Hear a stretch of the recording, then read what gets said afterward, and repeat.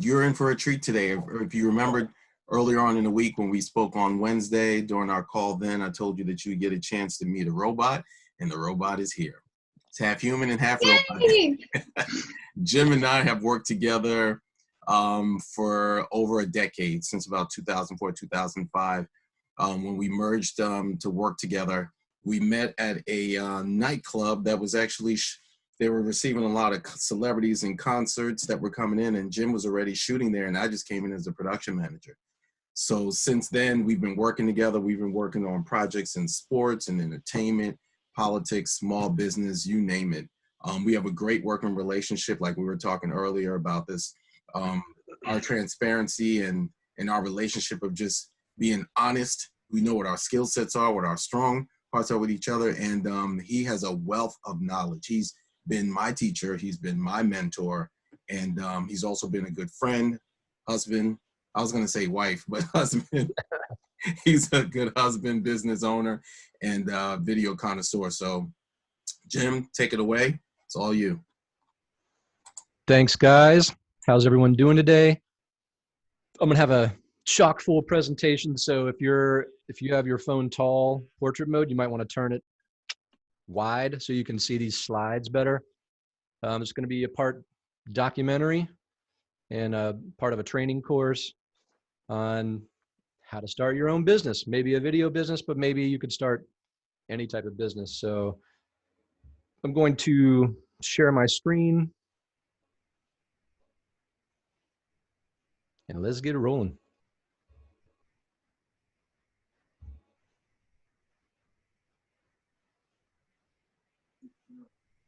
All right, can you guys see that? Cool. So, I mean, why would you want to start a business in the first place?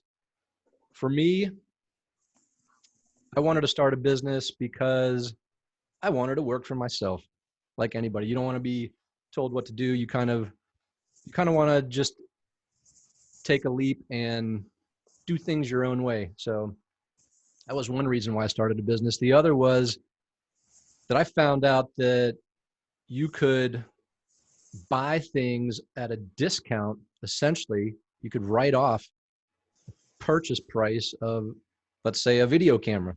If you paid $1,000 for a video camera, you could actually really end up only paying $666 for that camera because you got to get $333 back in taxes. So those things started clicking when I decided to start a business.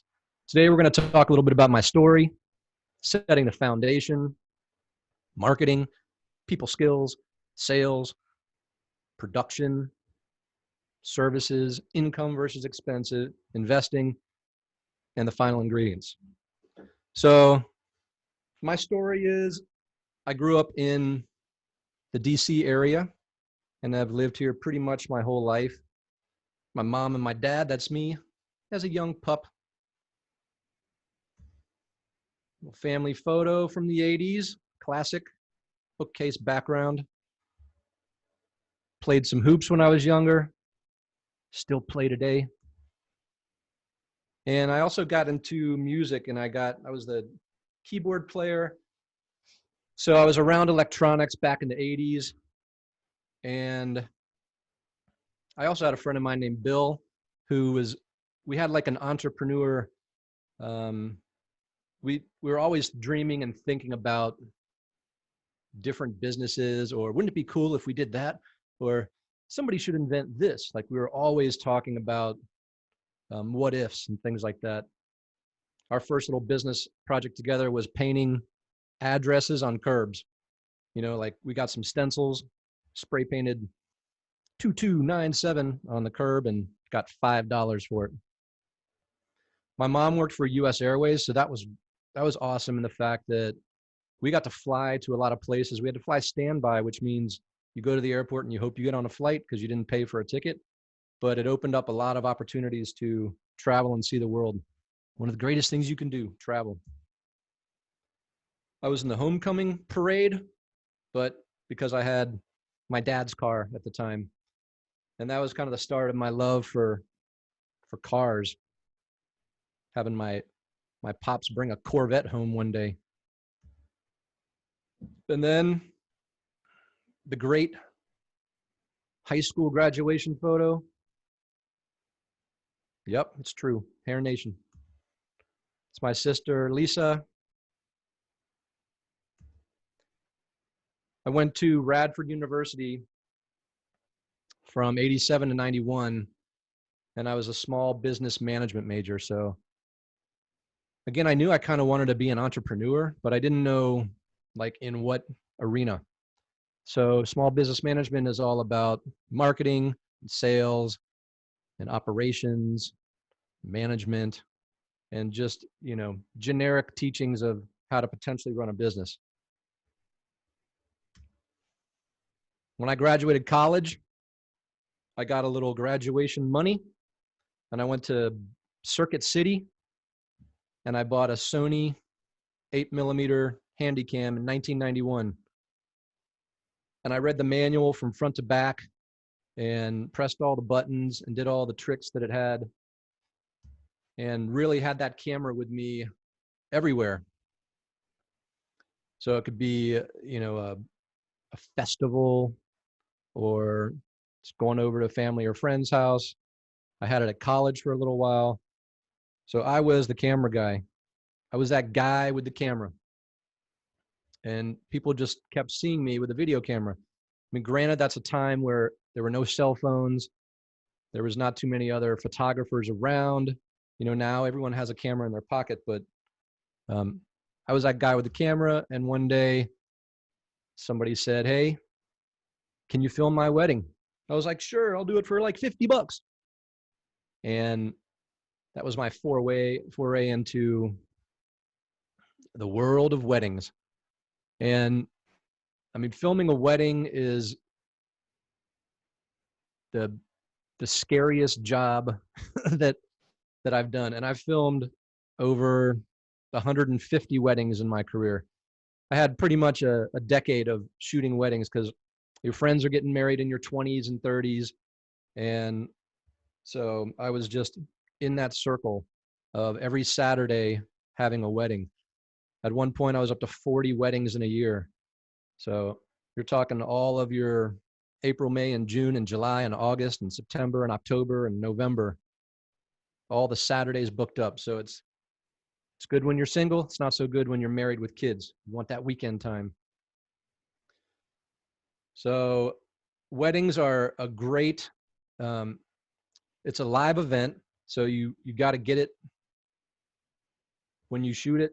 There's no redos. It is the greatest day for a family to come together and kind of all of two families coming together on this one day. It is a massive event and should be kind of like honored to film a wedding if you do get to shoot a wedding, because you're creating memories that are going to last forever versus the cake and the food that was served and all that other stuff. The photos and videos are forever memories for these people. Here's Don at one of the weddings we shot. Oftentimes we're doing video and photos. Sometimes we got a 2-3 man crew. Sometimes it's just you by yourself working with other vendors. So weddings were a big part of kind of me cutting my teeth, going into a situation that wasn't scripted. You don't know, you're showing up somewhere and you have to get the shots. You got to move around and kind of, that whole day is going to be through your eyes. So these are just some photos I pulled together out of the archives. The world of weddings.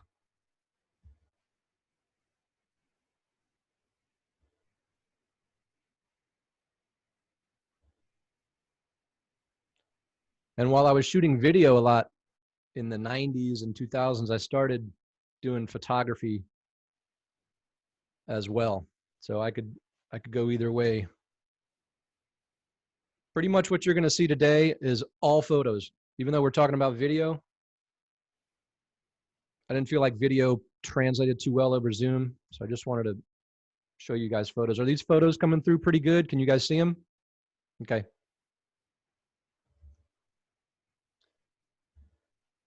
So back to the 90s, again, I was that guy with the camera around my neck all the time, and I met this guy named Greg, and he's like, hey, my company just got the contract to do redskins.com.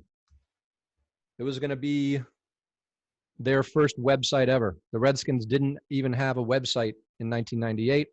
In fact, only 4 NFL teams had a website in 1998. You know, they all trickled on at different times. And none of them had video until redskins.com was produced. So we created websites. These are old graphics from 20 years ago. And we went to the games, and pretty much I got all access to go around and snap photos and record little videos of fans, and we would post those online during the game. So we were trying to like be cutting edge with the new internet, you know, get the photos out to the people during the game. So we had a great year in 1998. The Cooks owned the Redskins, and then Dan Snyder bought the team and fired everyone related to the brand new redskins.com because Danny Snyder had his own communications company. So he bought the team, and we've never won since. It's time for us to get out. So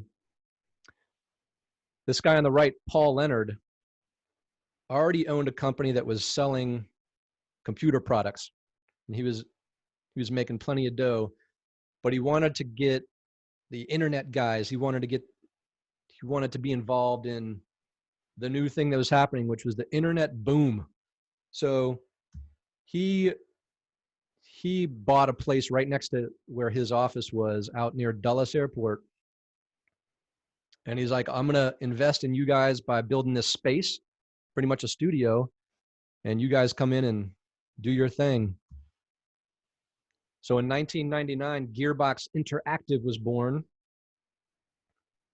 And this was kind of the build out of our studio. We had a launch party. And so really it was 3 of us that were doing the work, and the 4th guy was the investor. We got up to 18 employees that I was managing or babysitting. And during this stretch from 1999 to 2002, I stopped doing video because I was selling websites like hotcakes. I sold $3 million worth of websites in 3 years. I would go to an office and be like, we can build you a website. It's going to be $20,000. And they'd be like, fine, let's do it. But they had all this big budget money to get into the web. And so these are not fancy websites by today's standards, but back then it was just nice designs, and everything was custom made. And this was all a marketing expense for clients to be able to reach people around the world with their new websites.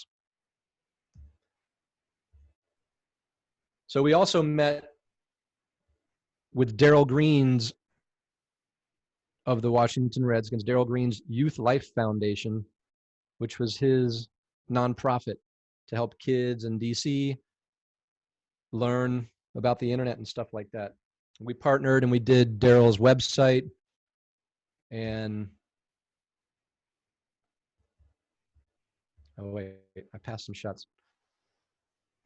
So we had a whole video studio, and we had a blue screen back in those days, and we had a musician on staff that would create custom music. We were out doing live webcast back in 1999, 20 years ago. So this is at a bar or a restaurant, like a live musician that we were streaming live to a laptop right there. So Gearbox was rolling. We were cranking things out, and then September 11th happened. So I lived in Arlington at the time, and I watched the towers fall. I was watching like CNN, and all of a sudden they started showing the Pentagon. I'd lived in biking distance to the Pentagon, so I hopped on my bike with my little camera at the time, and I snapped this photo. So this is the Pentagon on 9/11 as I came down Glebe Road, or one of the streets that approaches the Pentagon. And that, of course, like the coronavirus, you know, it was a major, everything stopped and shifted. Business stopped, the funding dried up. And so the only good thing about it is that right after that, I met Shuggy. So the offices were empty. We had to fire or lay off 12 of our 18 people. So there's only 6 of us left. And I needed to start thinking about what I was going to do. You know, I had stopped doing video for a couple years to really focus on learning about websites and how they operate. And so I decided that I would just try and buy my way out. But I didn't have any money. So I had to rely on Aunt Lou. Sometimes you got to turn to the family friend. I could have gone to the bank for a loan, but I decided to get $50,000 loan from my aunt, and I needed to pay about $33,000 to buy out my video business. So, but my Aunt Lou is not stupid. She's never been married. She's like a real estate tycoon, and she's like, I'll give you a loan, but you're going to pay me 20%. So I had to pay back $60,000. Either way, that loan let me kind of separate myself from Gearbox and go on my own, which I really wanted to do. Gearbox was a company with 4 other people. So it brought me to an important point in setting up a business. What am I going to name this company? So I always tell people, like, keep it short, 1 or 2 syllables, and make it mean something. You look at all the big companies, Amazon, Apple, Facebook, Twitter, Netflix, Walmart, Chipotle, Zoom, Gearshift. I wanted it to be something that was, again, short, maybe not, you know, I could have been Reston Video Productions, and that might have been a beneficial way to name a company, but it has no style to it. It has no pizzazz. And, you know, the same as Amazon. Would you think Amazon is what Amazon is? You just know Amazon is Amazon because of that. But Amazon's a river in South America. So what does that have to do with selling books and all that kind of stuff? And Apple, they make phones, but why Apple? Facebook makes sense. Twitter makes sense. Netflix makes sense. Walmart, but it doesn't have to be, you know. So Gearshift was what I thought was just a cool name because it embodied some of the things that I like. And so Gearshift Productions was formed in 2002. So I like cars. One of the reasons why Gearshift blended with me has to do with cars and shifting gears. And it also is a word that can mean shifting, going, you know, moving places, going to a higher level, shifting gears, gear shift.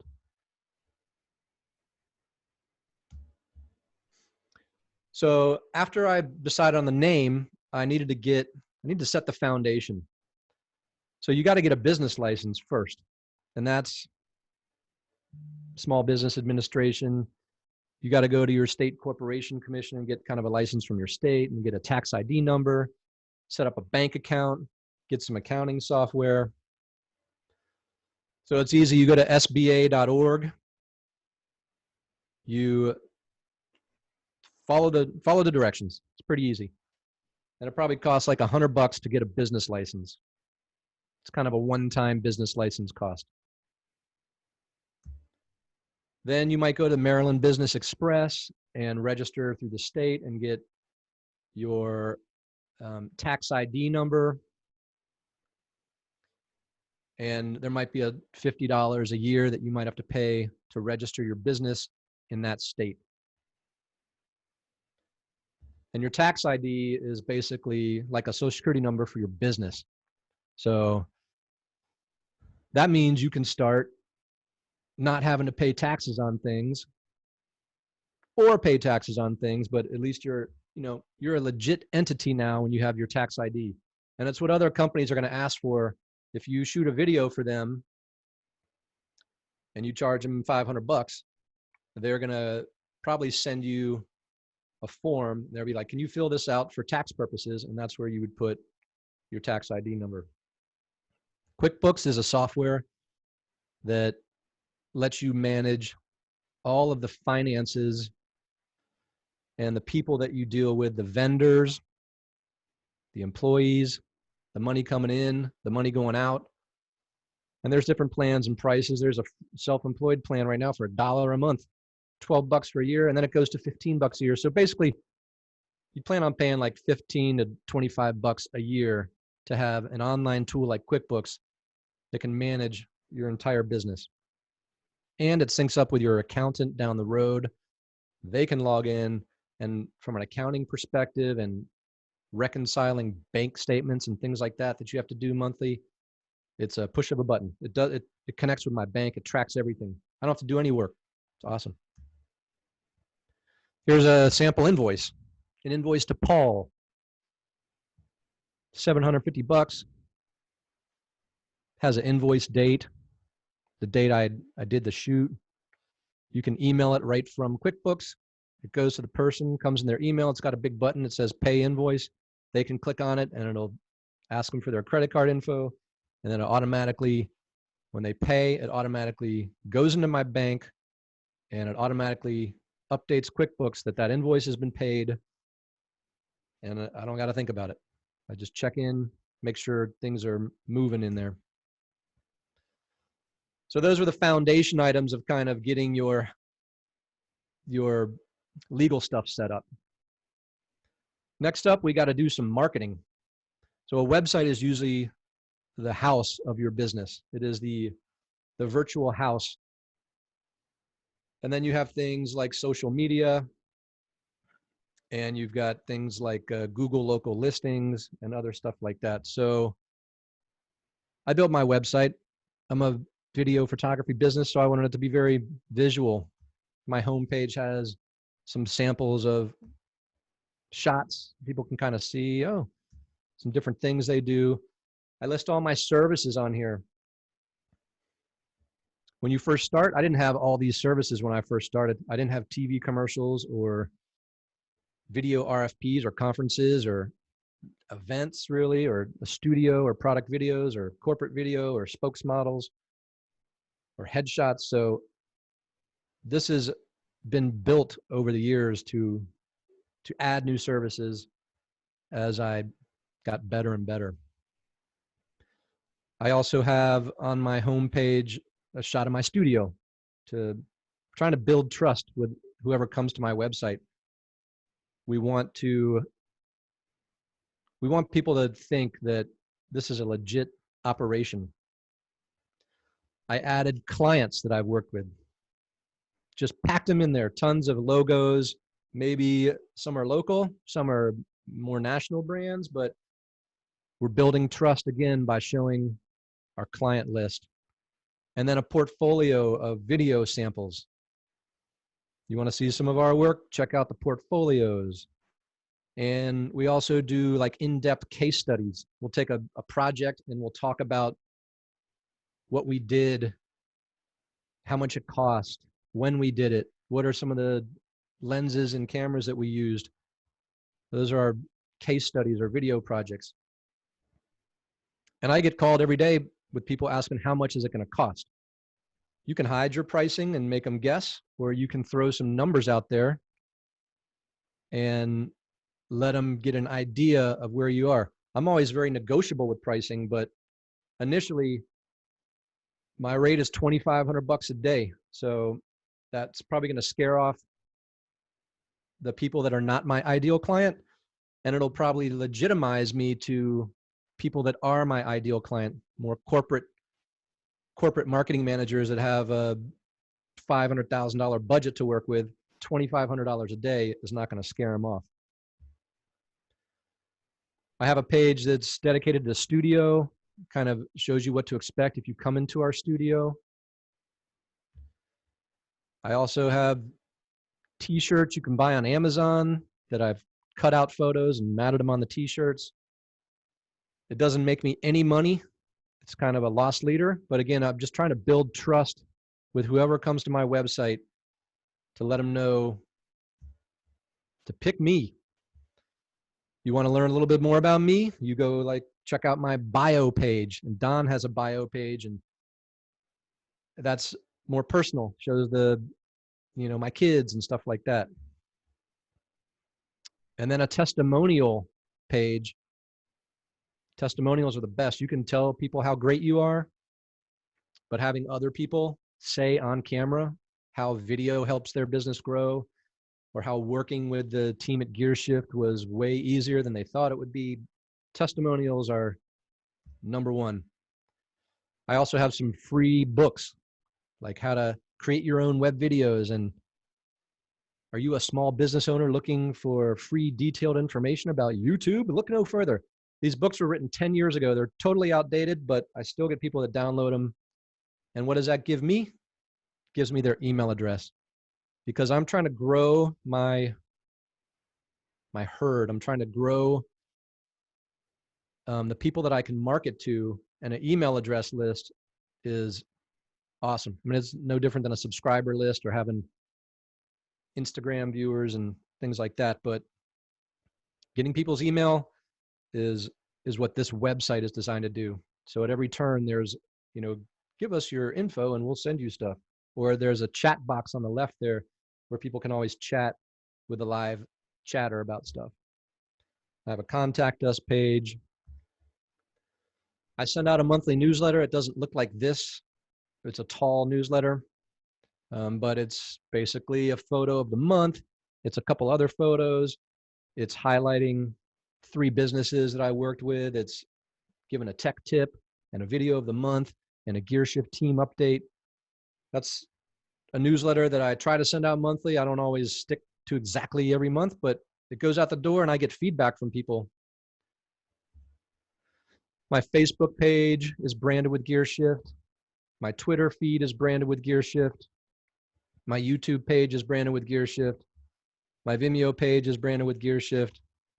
My Instagram page is branded with GearShift. My LinkedIn page is branded with GearShift. My local reviews. So if you're just like, I need a videographer or a photographer, I'm looking for a green screen studio, and I typed in video production, and it knows that I'm in Northern Virginia. It's not just going to give me video production for Atlanta. It's just going to give me video production like in my local area. You want to show up there, number one. You want to be doing business with people that are near you. So I'm on here. I got 5 stars. People can see a quick shot of my studio on there. They got phone numbers. They got address. They've got, again, I got 15 reviews that are all 5s. I didn't write those. Somebody else did. But those are great. I mean, reviews are the best. So that's marketing. There's a lot of ways to market. My shirt is marketing. A coffee mug can be marketing. There's way more ways to market your business than just digitally, which is kind of what I'm showing here. The next thing is people skills. So obviously people love to work with people they trust. They will pay you to make them look good, and then they'll become comfortable with you. So you got to be able to approach people and ask questions and show interest. I mean, that's general in life. If you want to build trust with someone, you're talking to them, you're asking questions, but especially in business, and especially if you're going to videotape people and try and get the best from them on camera. You also want to listen to them, so you can ask another question. When I am interviewing somebody and I ask them a question, I don't even often know what the next question is, even though I have some in my head. I'm waiting to hear if they mention something. You know, the first question, where did you grow up? I grew up in New York City.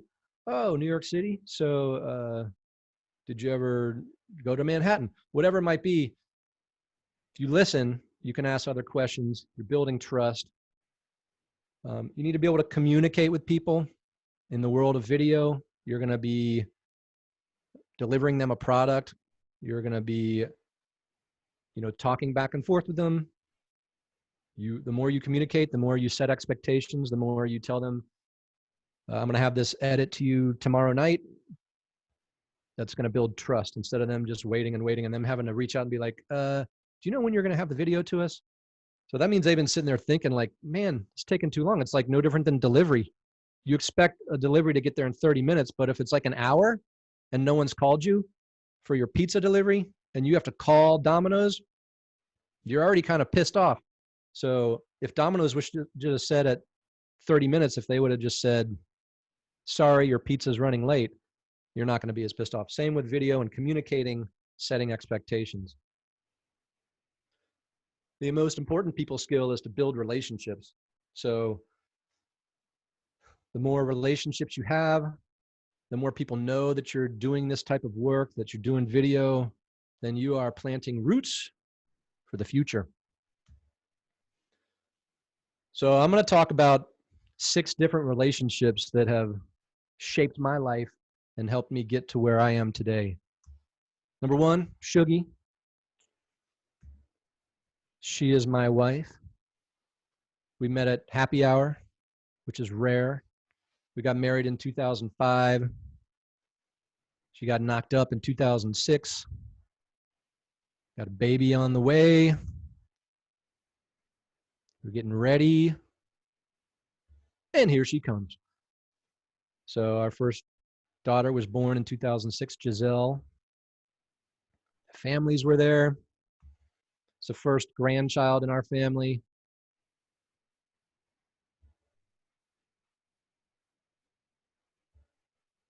So kids were a great test subject for me to test out lighting and lenses and all sorts of things.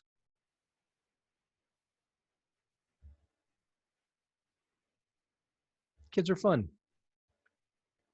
So yeah, I use them as subjects a lot. And they've been growing up and roaming the world with them. Then we got a third child. Fiona came along. She adds a little sizzle to the team there.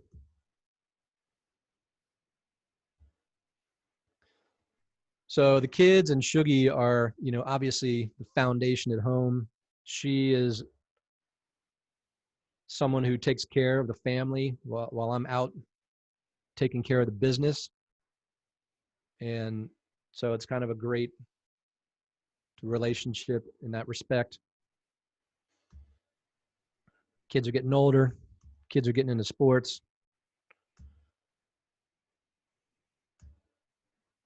It's the full extended family there. Yes, they're growing up fast. The little Giselle is now 13. This is us heading into 2020. It's a few months ago. This is kind of my office where I'm shooting from today. So let's talk about Glow now. I met Glow in 2003 because she was in charge of marketing for a new nightclub, the biggest, baddest nightclub that DC's ever seen. It was initially called Dream Nightclub, and it changed its name to Love Nightclub. But that's a 4-story building that holds 6,000 people. 6,000 people would be in there coming through at a night. The owner is Mark Barnes, and he's a hard-ass owner, but super detail-oriented and expects a lot from his hundreds of employees that run this one venue. So it was the place to be from 2003 to 2010. And I got the opportunity to come down and start shooting some video, and they liked the work I did. So they called me back, and they called me back for 7 straight years. So when Jay-Z was in the house, I needed to be there to get the shot. When DMX was on stage, I needed to get the shots. When the Game came through, I needed to see his teardrop up close. When Christina Milian came through in 2007, I was right there with her. There was a huge party thrown by Diddy for the Washington Wizards star at the time, Gilbert Arenas. It's his 25th birthday party, and Diddy was just starting Ciroc vodka. So this ended up being $1 million party, as they touted it. There were Rolls-Royce Phantoms rolling up in the party. There were 6 in a row that rolled up. And this is kind of an outdoor party. Not only was the club open, but the streets, they shut down the streets. And Gilbert came in his Lambo, drove right into the party. The ladies were there. The media was there. Little Wayne, or Lil Wayne as you call him, was there. Busta Rhymes was there. T.I. was there.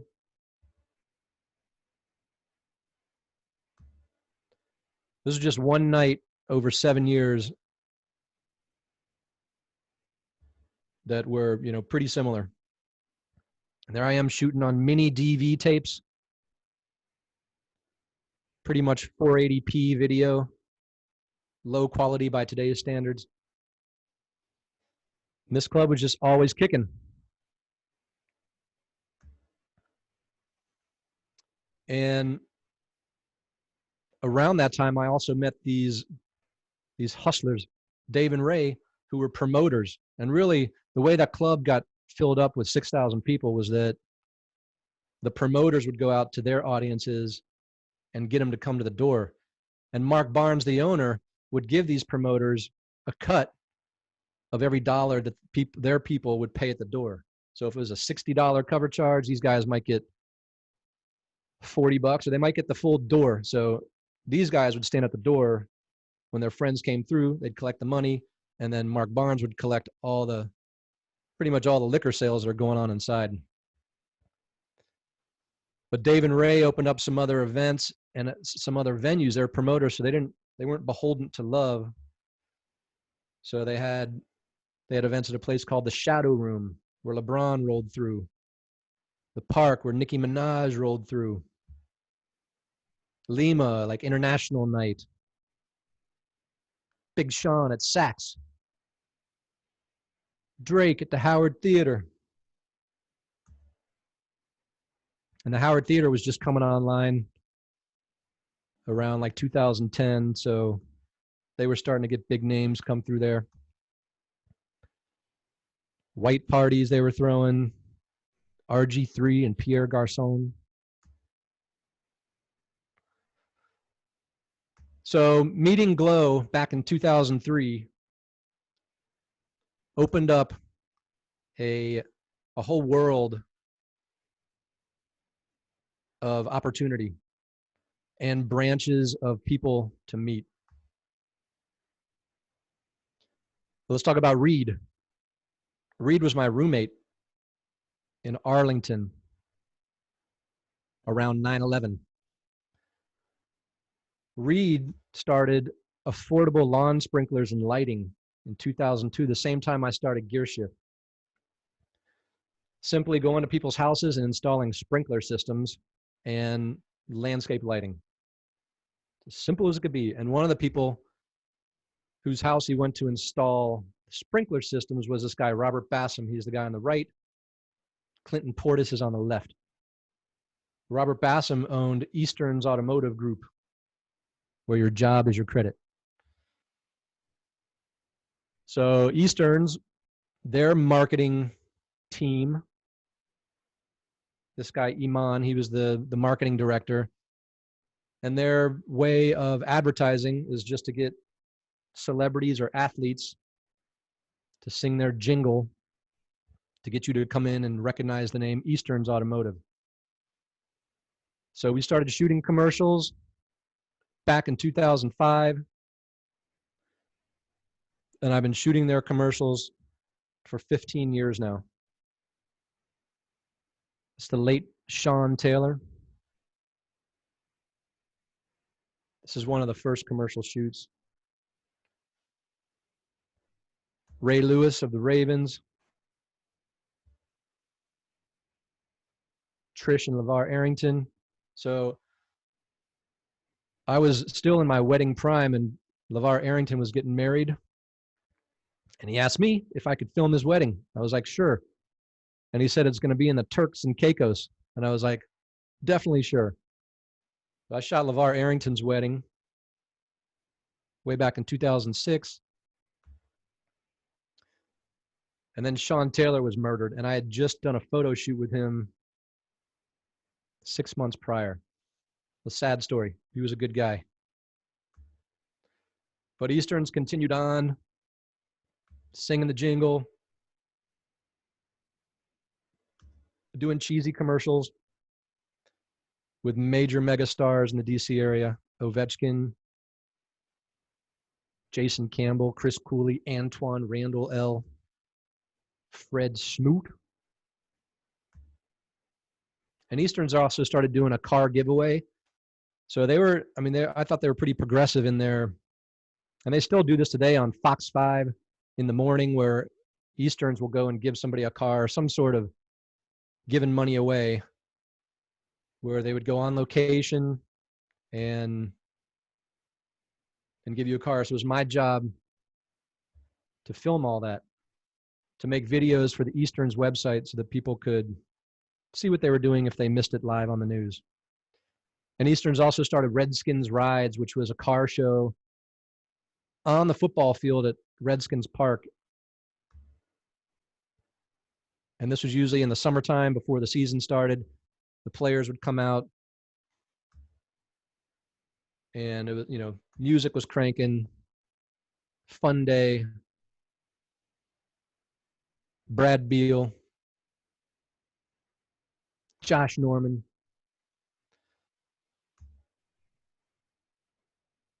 So Eastern's has been a good account for me. Still through today. And there's Reed now, friend for many years. Let's talk about Don. Hey-ho. Emmy Award-winning producer, Don Napoleon. So like he's mentioned before, I met Don at Love nightclub. I was shooting videos, and Don was working with the interns, and he was just around, and we started shooting the shit. And while you saw all the Love nightclub stuff, Don also had some connections and was a good producer, a great people person. And so he helped bring in some different projects. That's not the Wireless Foundation. This is all Hoop Dreams. This lady, Susie Kay, started an organization a scholarship fund essentially for DC students that were smart but just didn't have the money to go to college. So this fund helped them out. You had to get good grades, but they would pay for your college. And we did an epic documentary with Hoop Dreams back in the day that had a lot of interviews and was really a showpiece for them to show on their website. It kind of got us into the political. We were in the White House. We were in the Capitol, attending a lot of different events, hanging out with Ted Leonsis, the owner of the Wizards and the Capitals. And Don proposed to his wife, Erica, shot Don's wedding. So this relationship was growing, building trust with each other. We were shooting events together, dressing up in black.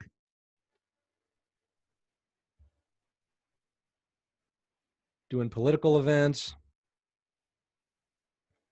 And as Don touched on in his presentation, we got a gig to do LaRon McClain's, that was his tour bus, the Behind the Jersey with LaRon McClain. So what's he doing off the field, even though we got to go with him on the sidelines before a game? Again, Don and I working together often, understanding our strengths and weaknesses and what we do. Went down to center field of Alabama University. Met up with 2 Chainz. You know. Don also brought in the Hampton Roads Youth Foundation. Some of his fraternity brothers started a foundation and a football camp with people from the 757, the Newport News area code, Virginia Beach. And there's a lot of great football players, basketball players, Michael Vick, Allen Iverson, that have come from Hampton Roads. And so this is just a football camp. It's free for the kids. It's a 2-day camp. They show, you're out there with NFL players learning how to run routes and throw the football properly. But you're also getting to hear some of the stories about, what it takes to be a professional athlete, which most of those kids are not going to be. Therefore, you got to focus on the schoolwork. Stephen A. Smith was down there. We spent many years working with the Adagio Ballet in Arlington, Virginia, shooting all sorts of ballerina videos. This is the head of the NFLPA, the Players Association. That's D. Smith. So we had to do some message from the president out to all the NFL players. There's a book, Dork Diaries, written by these ladies and illustrated by these ladies, that is huge. It's like Diary of a Wimpy Kid, but this is for girls. And they want to do a pilot to get on with Oprah's network, which we created and I think helped them get some major funding. And Don also brought in the Capitol File magazine project, which is every year in April, the White House Correspondents' Dinner, going out and shooting different celebrities. Capitol Jazz Festival.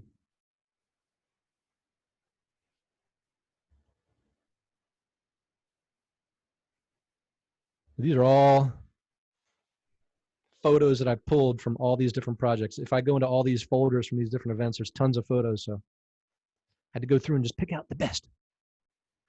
Congressional Black Caucus, the Haitian Embassy, Bay Atlantic University graduation event. And there's way more. These are just a few that we're going through. So Don, just like everyone else, has been a major relationship that has brought a lot of projects and fun into the gearshift world. Tom Foster is another guy, Foster Web Marketing. Again, back in a lot of connections I made were in 2005. That's when I was 35 years old, in my 30s. It was 15 years out of college. So these things didn't happen right away when I started my business in 2002. They were maybe 5 years later. And Tom built websites and still builds websites for attorneys, mostly personal injury attorneys, a very competitive world. So the websites have to catch your attention. They have to answer questions. And no one was doing video back in 2005 for lawyer websites. So we started shooting lawyers on the green screen. And this was really where the green screen was born.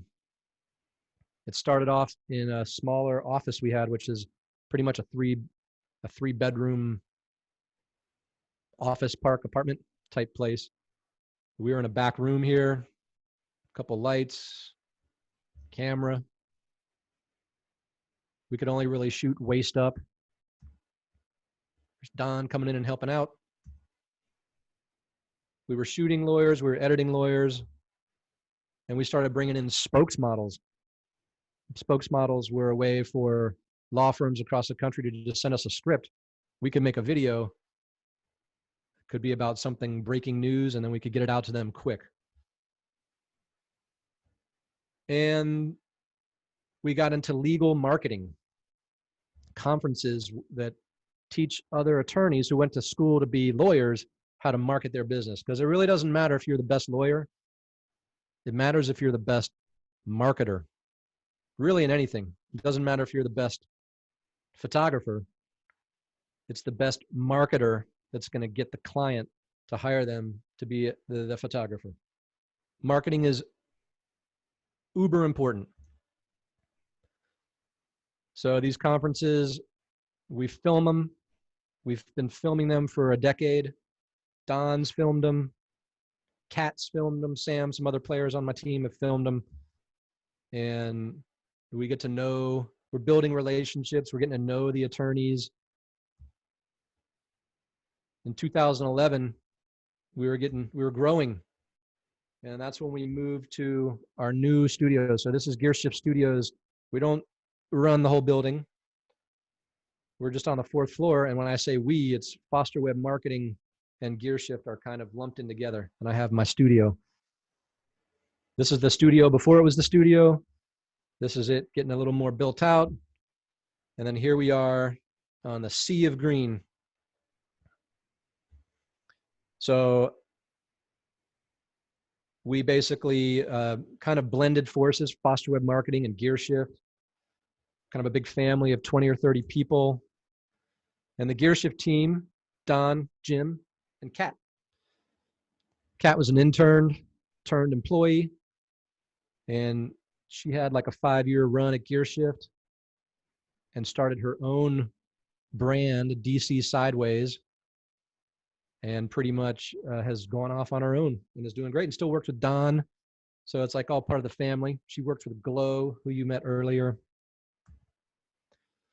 We started renting out our studio to other crews as a way to bring in some revenue. When the studio is not being used, we can still charge $1,500 a day, help pay for our rent. Spokesmodels, we had teleprompters. Foster Web Marketing was growing. I was able to put all my photos up on the wall. So the studio is kind of a cool place to come into. And when Kat left, Sam on the right came into the mix. He does a lot of editing for us. And we've had interns over the years, including Taylor Brown, who you saw on Monday. So she was an intern at Gearshift. I'm on the board at George Mason. I'm on the film advisory board. So I have kind of a conduit to budding film students that can come to the studio and be interns. And so the studio is great because it is a physical location, which kind of, again, builds trust with the client. The last relationship we'll touch on is Iman from ESB Advertising. He was that guy earlier that was the marketing director at Eastern's Automotive, and he branched out and started his own ad agency, which is buying airtime on TV stations and placing commercials on certain stations at certain times with certain frequencies and tracking how well those videos perform and making tweaks. And I am his production arm and pretty much produce all commercials for him. So we work with Michael and Son. We've been doing their commercials and various videos.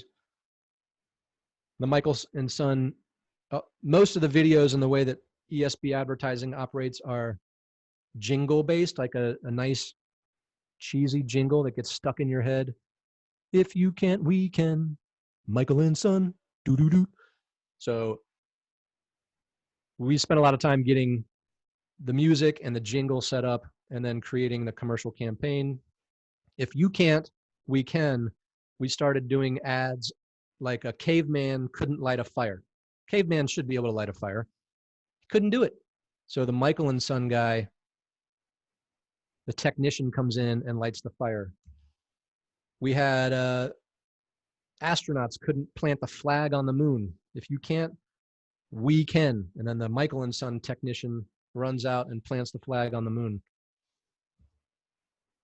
We shot a Super Bowl commercial with Mike Tyson. So the guy on the right, that is Bassem Mansour. He's the owner of Michael and Son. And they've been trying to get Mike Tyson for years to do a commercial, and he finally agreed to it. And so I was able to direct a commercial with Mike Tyson that was going to be locally aired because the one boxing guy, he couldn't knock out the Vanilla Gorilla, and Mike Tyson came in and did. If you can't, we can. So that was great. That was good press. It was a bad year for Super Bowl commercials. And so this local spot that we did got national attention on ESPN and places like that. That was well done. We do the talking shingles with long roofing. We do express home buyers commercials. So these are high frequency spots that they don't have to be so fancy. They just have to keep that jingle floating in your head. Paisano's Pizza.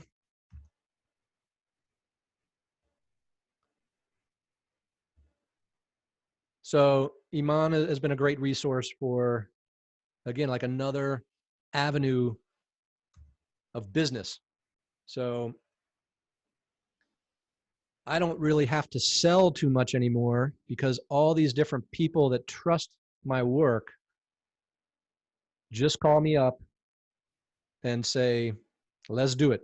So when it comes to sales, you've done the marketing. Marketing is people seeing your brand without you having to tell them.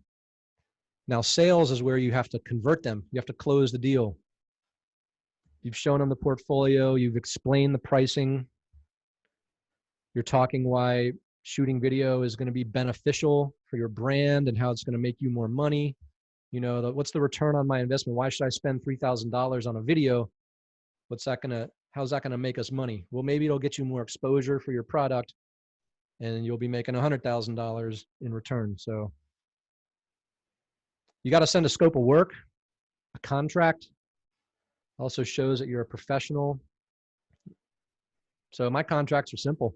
A little Google Doc that just says who are my contacts, an introduction,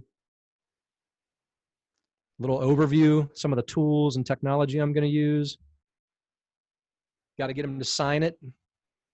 Kind of signing off on some numbers, some pricing. I'm going to do 2 to 4 hours of video production. I'm going to do 4 to 6 hours of editing. It's going to be $2,000 or $3,000. Boom. And the real profit maker in sales is the repeat business. You don't have to do a contract every time. You don't have to sit there and sell them. The repeat business is the best. It's the biggest profit maker. So let's talk a little bit about production now. You got the contract signed. It's time to go to work. So what are you going to produce? You know, what is the concept? Is there a concept? If it's a live event, if somebody's like, hey, we have a big Congressional Black Caucus event at the Smithsonian, it starts at 8 o'clock, then the concept is low. You know, there's not a lot we need to do other than, are there some shots you want me to get? Are there some sponsors that are putting this event on that you want me to cover? You know, you talk to the event coordinator about what it might be. If I'm shooting a video for a company that is a why to hire us or explaining about the products and services we do, then the concepts and the pre-planning and the pre-production may be a little bit more. And they may have a video, like we want our video to look like this video, or we like what this video, like the parts of this video where they did this and that. So concept is just pre-planning and kind of figuring out what you're going to do. You kind of had to do that before you quoted a price. You kind of have to get an idea of what you're going to produce. Next up is the equipment. What tools are you going to be using? Can I do the production this person wants with the equipment that I have? And do I need to rent some equipment? There's options to rent equipment. The next part of producing something is scheduling it. When are we shooting? When are we going to produce this video? Then you got to go do the shoot. Then you got to manage that media. Then you got to edit it. And then you got to deliver it. So when it comes to the concept, where are we going to film? I always like to know, obviously, are we going to be shooting in my studio, or are we going to shoot on location? Where are we shooting on location? Like, is it going to be in the person's office or in a conference room? Who's going to be on camera? Is there going to be someone speaking? Do we need to capture their audio? Is it a live event, or is this something where I'm coming to your office and we can redo things if it didn't go like we wanted? Is there any stylistic components to it? Are we shooting this in 4K? Are we going to shoot it in 1080 format? Are we going to do slow motion? How long do you think the final video might be? Is this going to be a 30-second commercial? Is it going to be a 5-minute explainer video? Maybe it's a 1-hour person speaking at a podium for an hour at a conference. Any thoughts on music or titles or graphics or animations or fonts that you want to use? Those are all part of the concepts. Let's talk about some equipment. So I use Sony cameras, and I've had Nikon cameras. This is the Sony FS7. It's got a Sony 12 to 24 millimeter lens on it. A 12 millimeter lens is super wide angle. It's about the most wide angle you can get without starting to get like fisheye and stuff like that.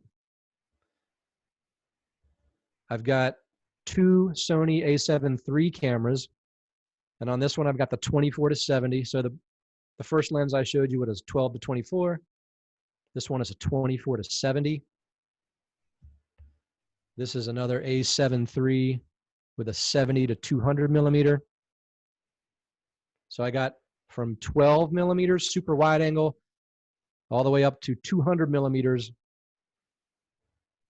zoom in tight as far as lenses.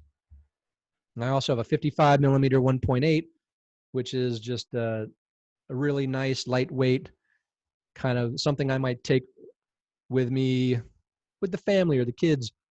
But it's also my main lens that I use when I'm doing an interview. It's my A lens. I set up the first shot with this 1.8 because I could get really good depth of field. And then the other lenses, whether I choose a wide angle or a tight shot, might be my second camera angle for an interview. And this is a Sony a7R IV. It's more of a photography camera made by Sony. So if I'm doing photo shoots or portraits in my studio with my studio flashes, I will use the Sony a7R IV. Then I also have this Sony kind of handy cam. This is great for conferences if you're in the back of the room because it can go wide, 24 millimeters. It's not super wide like 12, which is twice as wide as 24, but it can zoom into 600 millimeters.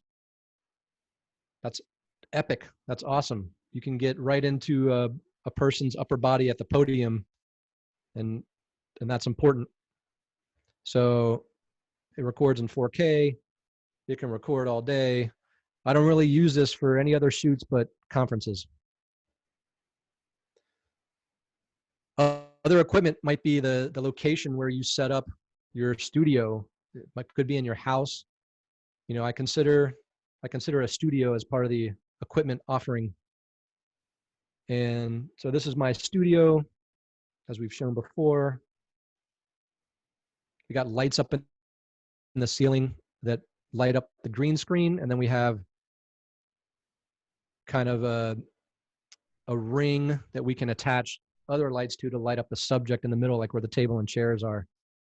And the area on the black, that's the back half of the studio. That's where our computers are. That's where the cameras are positioned. That's where the teleprompter is, and people stand while the acting goes on in the studio. For sound, I use Sennheiser wireless lapel mics. So on the left side, those little lapel mics clip onto your tie or your suit or your shirt.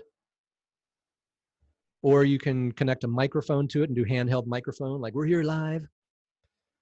The middle microphones are Rode NT5s. Those are kind of like the microphone I'm talking on now. They're going to give you like a deeper bass sound.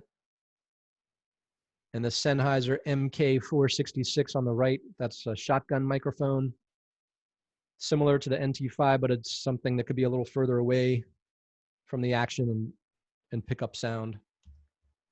Sound is extremely important in video production, especially when it's a boring conference or somebody's just sitting here on a Zoom call for an hour. What you're hearing the most is the sound. You've seen what I look like here, but it's the sound that keeps coming through. Sound is really important. And lighting. All right, stabilization. So you've got tripod. You've got a 3-axis handheld gimbal, just kind of like a Steadicam. You got a slider, which you could put on a table or on a tripod, and that's good for certain shots where you have perspective, you have things in the foreground and the background, so the slider is going to look good. And then you have a jib. That's a jib on the right, kind of goes more like up and down, sweeping shots. All the stuff I'm showing you is equipment that I have. So this is all my equipment. There's tons of equipment that does the same thing for cheaper and more expensive prices. I'm just kind of showing you my arsenal that I built up over the years. This takes years to build up, but the good thing about a tripod and a slider and a jib arm is that they'll last forever. You know, I've had tripods that I've had for 20 years. Something like that gimbal might get outdated in a year or two with some newer technology, but things like lights and those microphones, those stay for a long time. Cameras, they get rotated every year or two. Lenses stay for a long time. So lighting, I've got lighting right now in my room. I got this light on the left, the Dracast light. It's a 1 foot by 1 foot cube. If you see on the third column there, that's the back of that Dracast light. So you can increase the lighting intensity, brightness. You can make it a little more yellow or white, depending on the dial. So you can adjust the color a little bit. And they're powered by these V-mount batteries. So right now I don't have any, I'm not plugged into the wall. These are just running off battery power. And these batteries will power these lights for 2 to 4 hours. These lights are lightweight, they're portable, they fit in a little like suitcase bag. And these other round lights are kind of more focused spotlights. I might use them to light up backgrounds, or an office might be dark and like the person might be lit up well, but then I need another light to maybe add some lighting on the background to make it look good. And then to the right, we've got some Kino Flow lights. Those are 4 foot wide lights, and those are more in my studios. I used to carry those around to shoots, but I just leave them set up in the studio now so I can just flip them on and not have to worry about breaking them down and putting them back up. And then the other light is more of an on-camera light, really lightweight. It's half the size of those 1x1 lights. And that is, you know, an on-camera light. Another piece of equipment that's great is a teleprompter. I've got this Glide Gear teleprompter. There's an iPad on the bottom there that you can load a script into.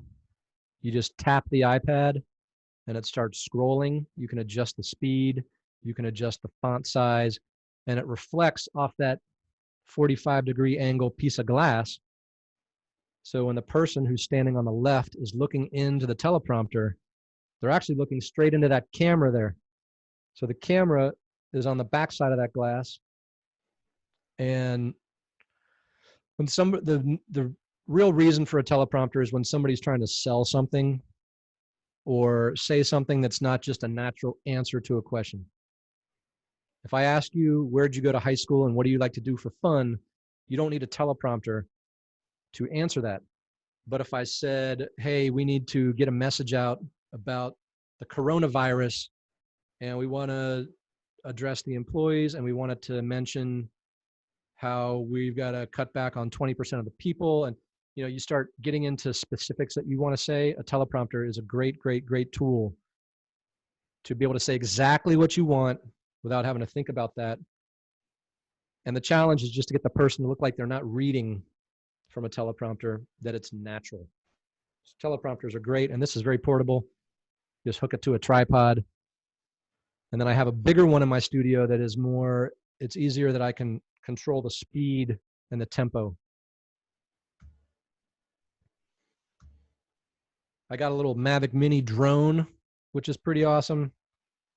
Those are obviously great for getting some establishing shots if you're at an event or with a company or a business or whatever it might be.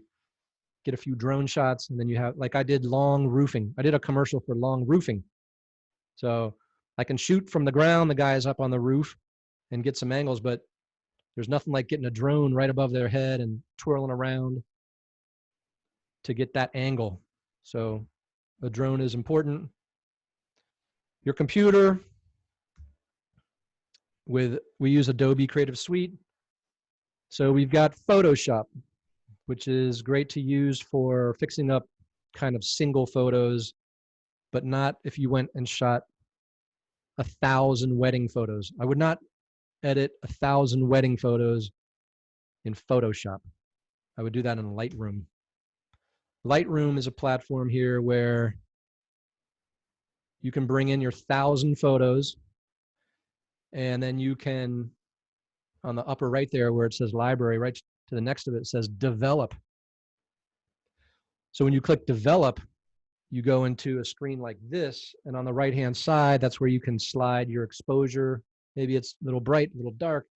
Maybe I want these purple colors to pop a little bit more. It's a very robust program. And when you make those settings, maybe the next picture is also dark. You can just hit copy and paste, and it's gonna do all that brightening up and cropping and fixing. You don't have to redo that process. So Lightroom can be a fast way to fix up all your photos, crop things out, and then export them with unique names.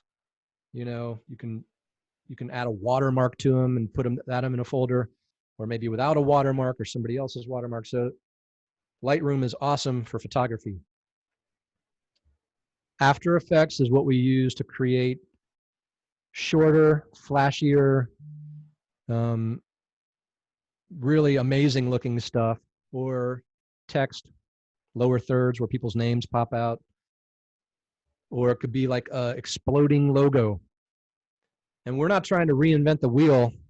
Don and I are not After Effects experts as far as knowing how to create fractal lens flares and smokes exploding, but there's so many templates available that you can grab a template or pay for a template, put your logo in its place, and then it looks like, wow, that's a cool logo animation of your logo exploding.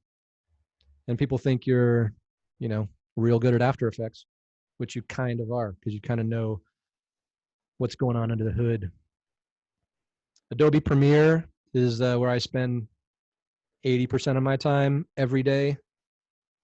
And that is just bringing in footage, putting it down on the timeline, and fixing the lighting, fixing the sound, trimming the front and back, and then export it out.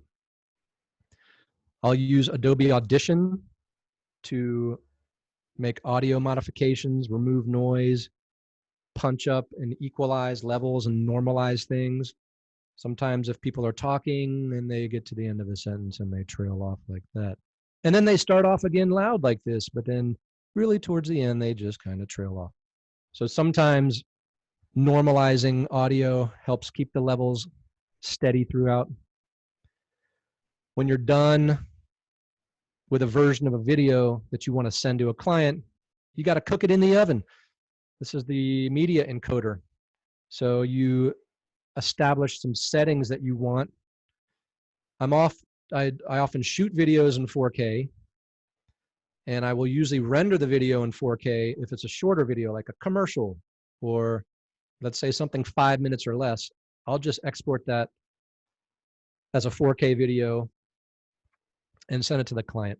If it's a longer 2-hour presentation, I might send the first draft as a 720 really low quality version, just so they can see it and hear it, knowing that I didn't use up a lot of space and time to just present a draft to a client. Anyway, media encoder is something that you'll use a lot because you're going to be going back and forth, rendering stuff out. It's no different than kind of, again, cooking something in the oven. You can cook it faster or slower. Then you got to let the person try the food, and they're probably going to come back and be like, tastes pretty good, but let's add some more salt. So then you got to go back to Premiere, add some more salt, and then go back to media encoder and render it out. So, all right, that's that. Those are some of the production items that I have. Those are all the tools in my toolbox to make good videos and photos, to make a good product. So the next part of the production is, we know what the tools are that we have and the equipment that we have. Let's get started. When can we get started? All right. So what time does it start? Where do I need to be? That's the scheduling. I got to put it on my calendar. Oh, wait, I'm booked that day. There's nothing worse than somebody calling you up and saying, hey, are you available on March 15th for this event? And I go to my calendar and I'm booked on March 15th. That kind of sucks. So most people are calling for an event several weeks or months in advance, unless they're a nightclub promoter. They call the night of, but you get it on the calendar, you book the event, and then we need to talk about what time do I need to be there. I'd prefer not to be in rush hour traffic and waste time sitting in traffic for 2 hours because you want to shoot at 9 a.m. in DC. Maybe we could shoot at 11 a.m. and go later.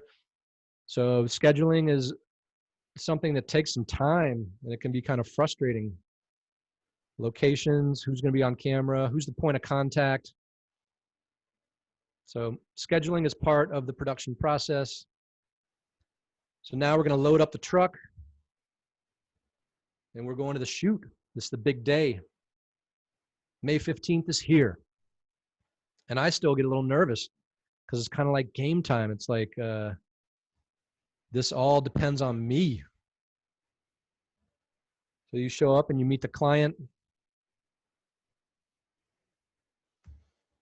kind of introduce yourself if you haven't met them before. Oftentimes you're meeting someone for the first time. You've done the whole sales and contracting over the phone maybe. You've never met them, and now you go to meet them. So then I get to it. I'm like, where are we going to shoot? The conference room? All right, give me a few minutes. I'm going to set up my equipment. I'm going to test the camera, the lights, the sound. I'm going to frame my shot. Going to position my camera. I might have someone sit in a chair just so I can see how it looks. So framing the shot is really, that's what your video is going to look like forever and ever and ever and ever and ever. That one step right there, framing the shot. My lens is too wide angle. I'm seeing too much. I'm not able to get any depth. Maybe I'll use a tighter lens. Maybe I'll use that 50 millimeter 1.4. It's more like the human eye. Maybe I'll get a little closer to get a really blurry background. So framing the shot in photography and video is ultimately what makes you great. We need to do things like shutter speed and ISO and f-stop. So if your shutter speed is too low, they might be blurry. If your ISO is too high, your image might be grainy.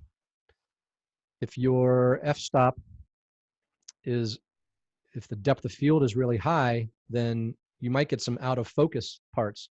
If your camera doesn't have autofocus, if you're doing manual focus, somebody leans forward, they might go really out of focus. And so you'll learn those things as you start filming, and then it might look good even in your little camera monitor. When you get back on a big screen and start editing it, you're like, slightly out of focus. That can be annoying. So the great thing about these Sony cameras now is their autofocus is amazing. Then you got to let everyone know that you're about to record. I mean, plenty of times you go to record and then bring, the phone rings, or somebody's phone rings, or somebody's talking out in the back room. And so it's not that big of a deal, but if you let everyone know you're about to record on the shoot day, then you should be good. It's time for action. So you've done your shoot, and now it's time to back that shit up. So media management is a really big part of video production that no one really talks about. And it's a major time suck to transfer. So if I'm out for a full day on location, it doesn't mean I'm recording for 8 straight hours, but I probably got 2 or 3 hours of interviews and B-roll footage. And so I might have it on 2 or 3 cameras, and I might have some GoPro footage, and I might have some drone footage, and I might have a audio recorder where I'm getting better audio from my microphones into that. You got all these SD cards that you're then going to transfer all the videos and photos to what I do. It's my local drive, then my Dropbox drive, which then sends it to my Dropbox cloud, which then also sends it down to my studio drive, and that makes me feel good. So I don't know why I'm showing this, but that's basically. So Dropbox, I have a source folder in my Dropbox account with each client's name. So Michael and Son, if they're a client, I have a folder, it says Michael and Son, and that's where I put that day's footage into. And I've been doing a naming convention for new folders that I create that starts with the year, the month, and the day. So if I did a shoot with Paisano's Pizza on April 15th, it would be 2020-0415 Paisano's Pizza. So as I start to fill up my Source 17 drive here, which is just a dummy drive, I don't even operate from it, it's just my backup drive, that when it gets full, I stick it into, I put it on the shelf in my basement and start a new empty drive and continue on. So you can see on the top here, besides the 2 family ones, I've got 2020-414 long roofing metal. So that was a shoot I did on April 14th. A couple days earlier, on April 9th, I did the Express Home Buyer shoot. So you can see that it's chronological by date, even though it's got different company names there. So what I do is I then transfer that long roofing metal folder into the long roofing Dropbox folder that's labeled long roofing. And then I would then have basically all my footage, all my source raw footage from Long Roofing all in one folder. So if I ever needed to go back 10 years later and pull up footage from Long Roofing, all the shoots I did for Long Roofing are in that folder with their different dates and names. And the great thing about Dropbox is that you can turn on and off folders on your local drive, even though they live in the cloud. For example, I have 50 terabytes of video footage in the Dropbox cloud that is all accessible if I log in through the website or on my phone. However, on my local 8 terabyte drive that I have, I've only got 8 terabytes of footage on that I turn on and off, if that makes sense. There's nowhere I can download 50 terabytes of footage to one drive. So the cool thing about Dropbox, you can turn on and off projects. So I've done that shoot, and now I come back to Premiere and I import all the footage into Premiere, and I do something that's called creating proxies. Like 4K footage can be hard for some computers to play, especially if you have 2 video tracks, like a tight shot and a wide shot. So creating proxies means you're just going to create a low resolution version of those videos that you can toggle on and off when you're editing. It looks a little blurrier when you're editing, but it's super fast to scrub and move around on the timeline.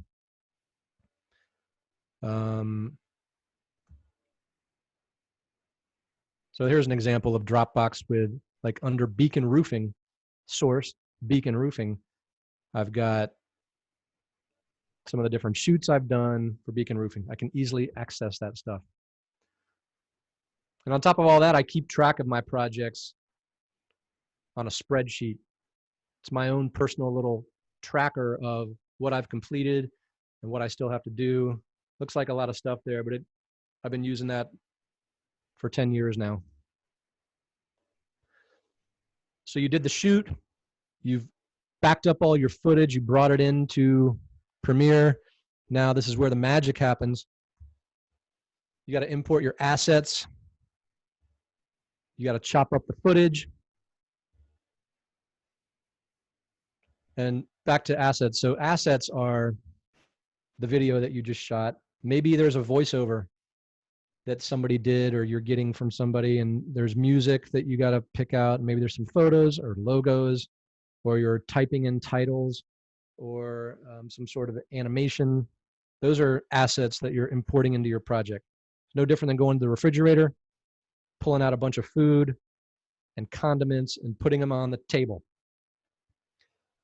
And just like food, you then need to go, if you open up, if you're got some celery or something, you're not just going to eat all that celery. You might chop it up and throw the top and bottom parts out and leave the middle of the celery. And so chopping up the footage is kind of like what you see here on the timeline. It's basically just going through and picking out the best shots. You might take an hour of footage and chop it up to 20 minutes of the best footage. Then you got to find the right music.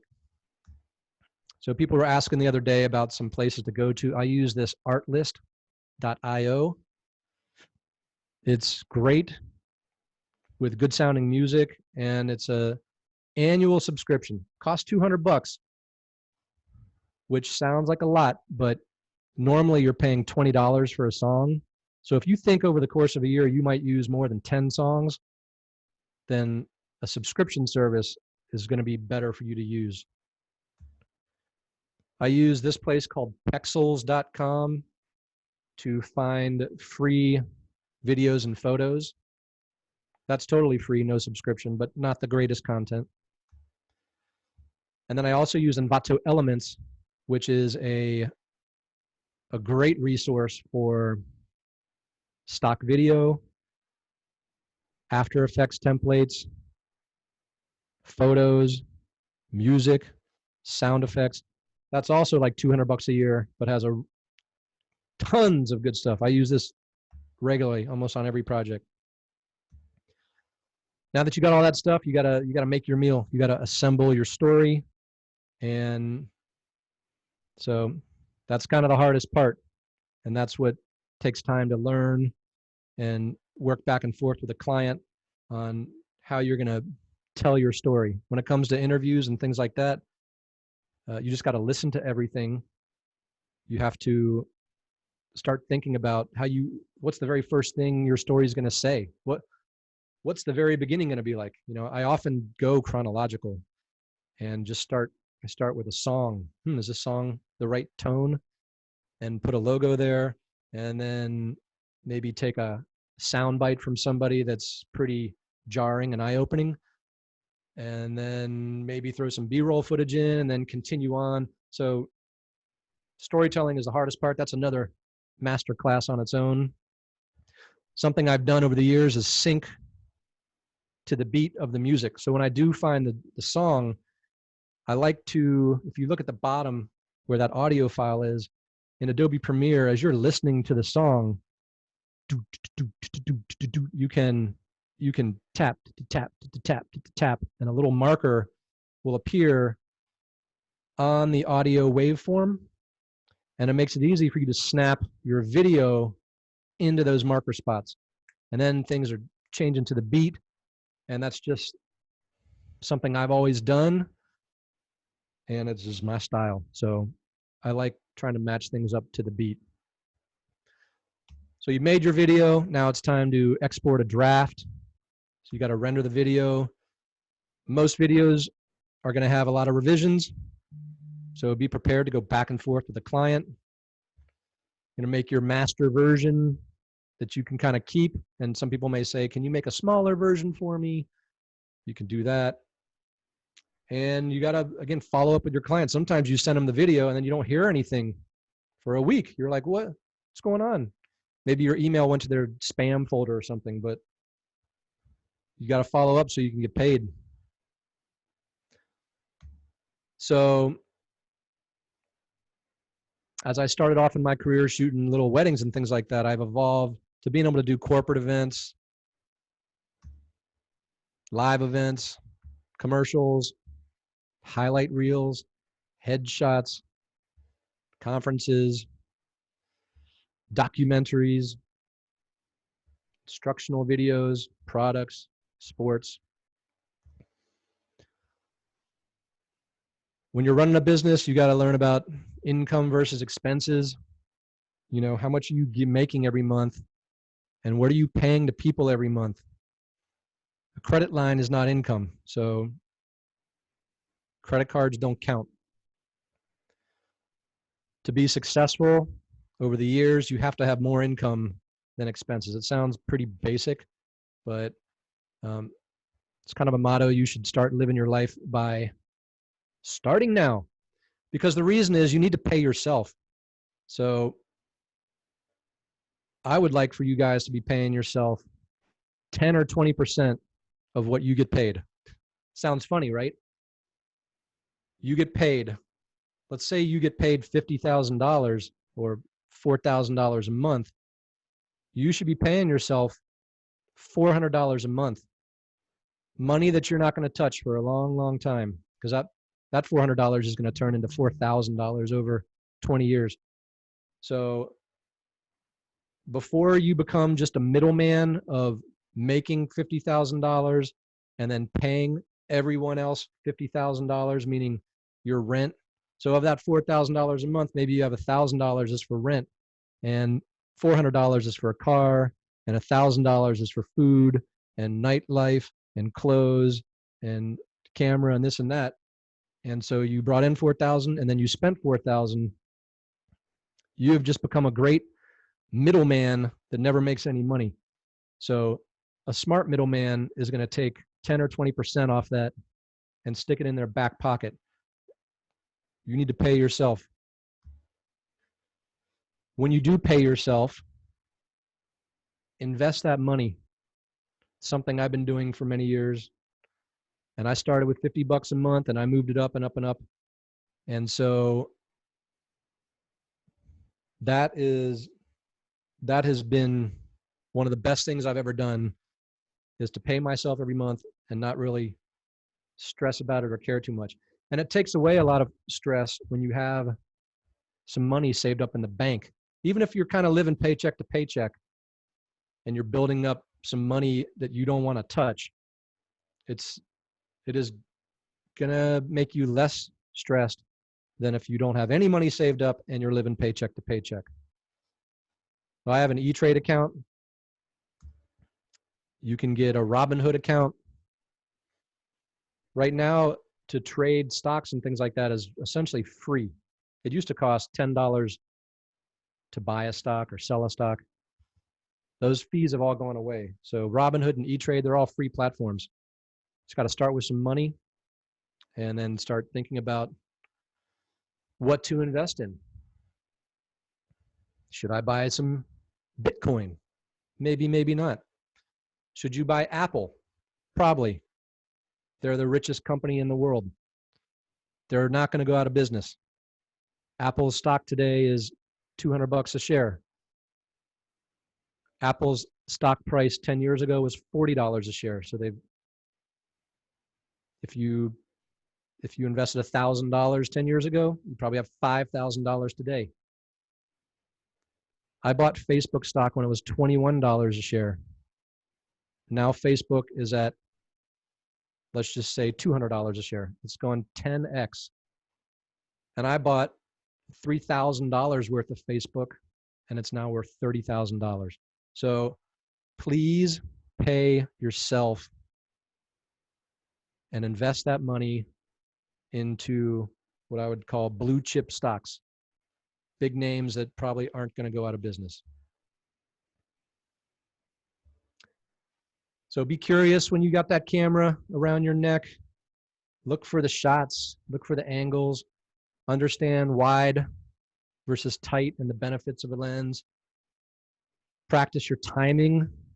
You know, you don't always get something staying in the position you want it to for that long. You could have the greatest shot or the worst shot that you're never going to use just because the timing was off a little bit. Know your camera settings so you can let the light soak in at certain times of day. Work with depth. Get in close. Look at the little tiny things. A blade of grass could be an awesome photo. It's right out front. Understand how to direct the talent. You're the expert when you got the camera. You should not be afraid to go up to any person, no matter how imposing or important you think they might be. If Obama was in front of me, I would direct him what to do. You know, if it's a bunch of high school kids, I'm going to direct them what to do. So you are the director, and work on composing your shots and framing them well. And ultimately, you're becoming a historian. The presentation I did today is really because I saved all my footage over the years and was able to become a little bit of a historian on my history. Admire the beauty on earth. Have fun. And then there's some secret final ingredients, and that is your drive and your hustle and your passion. You have to be passionate, like they always say, if you're going to start your own business. And you got to always be hustling. You can't be lazy. If you prefer to just sit back on the couch and not do anything, you're probably not going to be starting your own business. Understand karma and just being a good person, the golden rule. Do unto others as you would like done to you. You know, I believe in karma. There's also luck and timing, which is, you know, not always, you don't always know that you got lucky or that the timing was right until down the road, but that can have a major impact on your success. Exercise is an important ingredient. Clears the mind. You're going to be in a creative field like this. You got to kind of like step away from it, come back to it. Don't just step away from editing and then go watch TV. You know, it's like a little bit too much screen time. You got to get out and do things. And then pray for people. think of others, think of what you want, put those thoughts out there, like think about receiving and think about helping through prayer. So we should be a world of happy, loving people getting along together. Did I go over my time? All right, I'm going to stop sharing so I can answer some questions.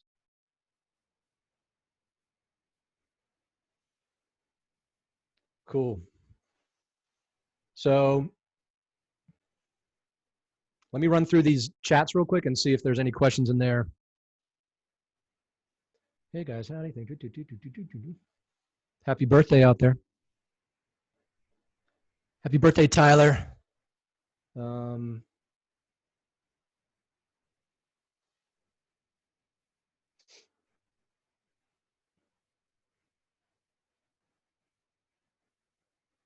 Yeah, weddings are definitely a great way to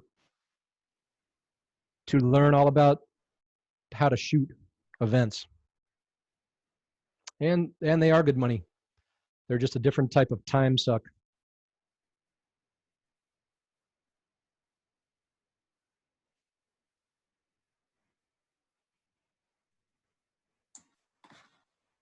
Let's see.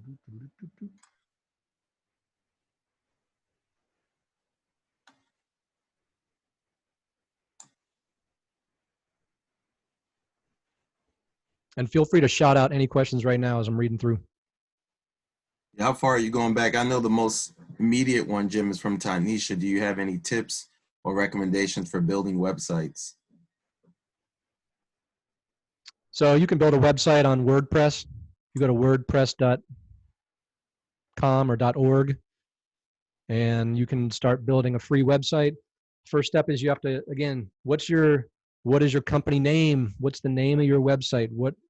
That is going to be what all your branding is built around forevermore. So got to get the domain name, which you can get through GoDaddy. You need to get hosting. So a domain name is like, your mailing address.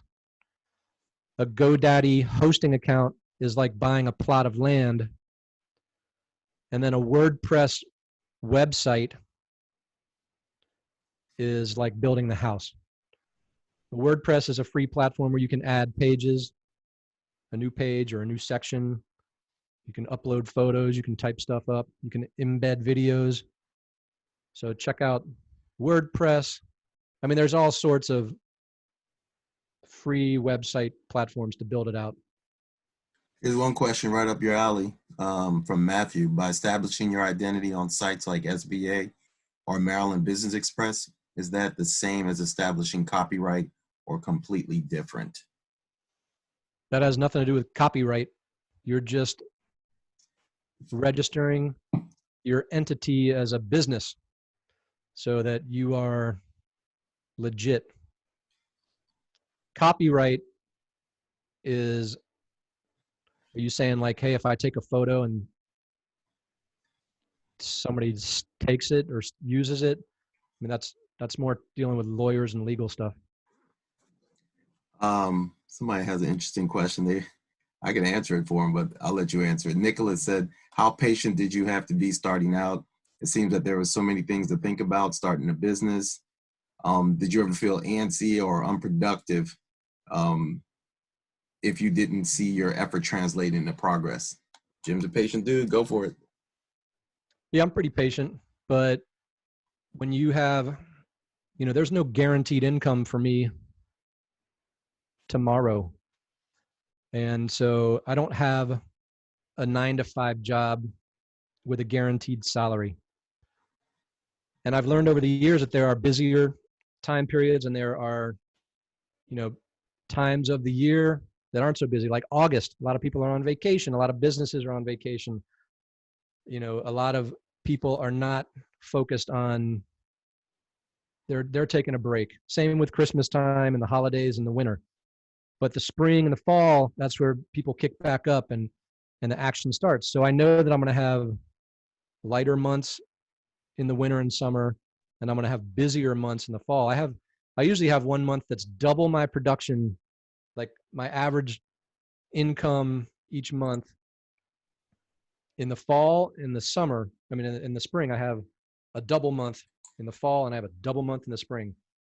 But I also have some half months in the winter and half months in the summer. So again, that's kind of where where you just kind of think about the prayer, the secret, the karma, just kind of, I just think in my head, I put it out there in the universe to, hoping that some business will come in.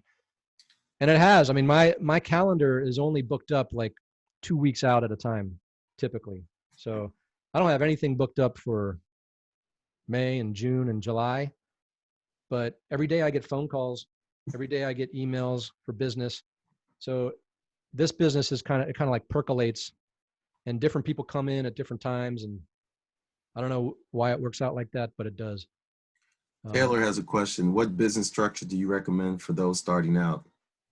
I mean, a sole proprietor LLC is a good way to start out. You're just going to be the owner of the business. You can still pay people like Don. Don is a 1099 employee to me. Sam, he's a 1099 guy. So I remain as a sole proprietor, one employee business, but I can work with other people, and I can write off, if I pay Don $1,000, I can write that off. I shouldn't be taxed for that. I get a write-off. Someone asked about, thanks for answering that, Jim. Somebody asked about advice on Squarespace and also types of external drives or hard drives that they should purchase. Sure. I mean, Squarespace is another WordPress avenue. Like I said, there's a lot of, you could just search for free website builder and probably 20 different places will pop up. So Squarespace, sure, why not? Do it. Just get something up and going, and then you can build. It's like buying a house, and then you start putting stuff in it. I mean, the hard drives I use are just Seagate. I've used the same. There's Western Digital and there's Seagate. Those are the two big names. I use these 4 terabyte little guys that don't require a power cord. They just plug in USB, and those are great. Nicholas said, thanks for answering that last one. With so many offers coming without much notice, do you keep a schedule or go on a more flexible day-to-day operation schedule?